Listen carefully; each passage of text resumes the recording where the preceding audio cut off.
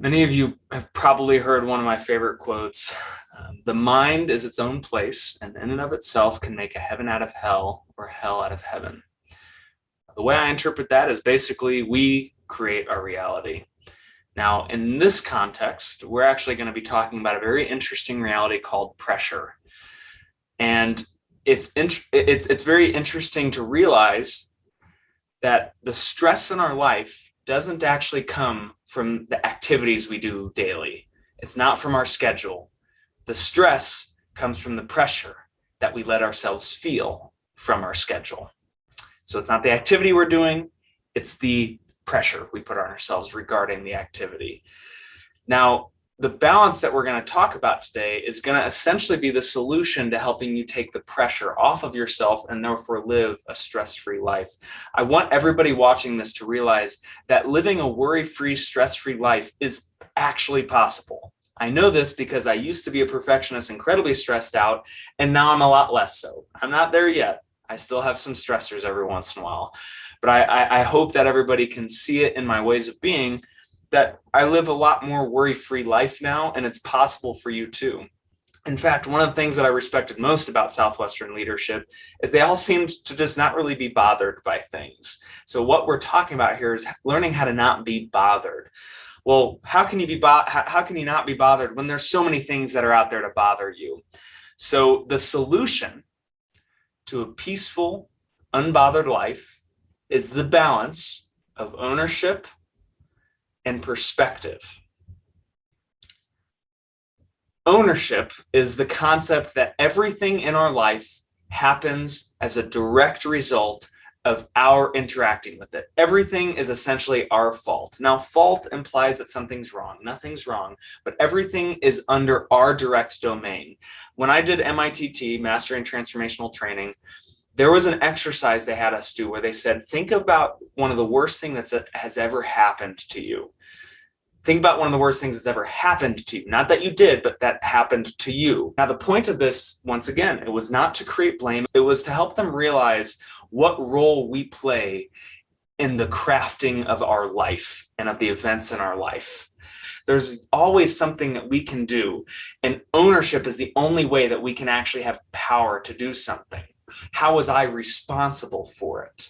So it's dissecting that word. Ryan Groove gives a great part on responsibility. He said, response able to respond. So the point of ownership is not blame. It's taking our power back. If you can take extreme ownership, then you take your power back. Because if you blame somebody else, you also give away your power. When you give away the blame, you give away the power to do something about it. So in order to be successful in life, we have to have extreme ownership over everything in our life. Because here's the reality. If you love your life, if you're happy all the time, if you're making all the money you want to make, if you're living the life of your dreams, good job, that's on you. But if the opposite is true, if your bank account doesn't look like the way you want it to, if you're not having fun, if you're not enjoying yourself, if you're stressed all the time and you're not getting the results you want, guess what? That's on you too. And until you accept that, until you take full ownership over your situation, nothing will change because you'll always have somebody else to blame for your shortcomings. But once you take ownership, you begin to change yourself. You begin to change your route to work, so to speak. You begin to grow yourself. You begin to look for feedback. You begin to become the person that changes your circumstances and takes your power back, the power to actually do something about it. So the first step to all of this is understanding that everything in your life is directly correlated to how you show up in life. Like it or not, it's the truth. Step 2 now, for some reason, we really attach our self-worth to the results that we get or we don't get in life. And that causes us an immense amount of pain and an immense amount of stress. I talked earlier about coming up with a mission statement. When you're aligned with your mission statement, results are simply a byproduct of being aligned with your mission statement. So that's a partial solution to this. But the other part of the solution is learning to have proper perspective in life and realizing that getting the result or not is not the end of the world. Getting the result is not the best thing ever, and not getting the result is not the worst thing ever. It's very important to practice that bigger perspective in life and realize I like practicing the Stoic philosophy of contemplating one's own death. So every morning I remind myself that I'm going to die one day fairly soon, and none of what I do today is really going to have that much of a difference that I should put all this stress on me. Now, of course, it's a balance. If I start thinking like that and I'm like, well, nothing I do matters, then all of a sudden I'm not going to want to do anything. So it's important to realize that nothing matters, but everything's honored. Because what else would we do if we're not here to do our best, if we're not here to strive to be the best version of ourselves? Nothing matters, but everything is honored.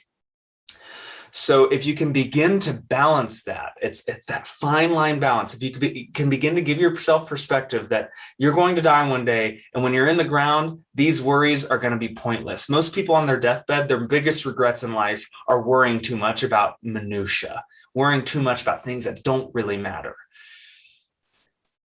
But if we don't do our best, we're not striving to become the best version of ourselves. We're wasting our time and we're wasting our potential, which I think is the biggest mistake a human being can make on this earth, is wasting their own potential, wasting the gifts that they've been given that they can serve themselves and humankind with. So the point of all this is not to go stretch and reach these goals that other people set, but there is a healthy kind of pressure. When you have goals for yourself, both yourself and your mentors should be putting a healthy kind of pressure on you to do the activity to reach the goals, because you're not just going to reach the goal. You're not going to reach your goals by sitting there wishing them to happen. You need action steps to get there. But just because you don't do the action steps doesn't mean you suck. It doesn't mean you're worthless.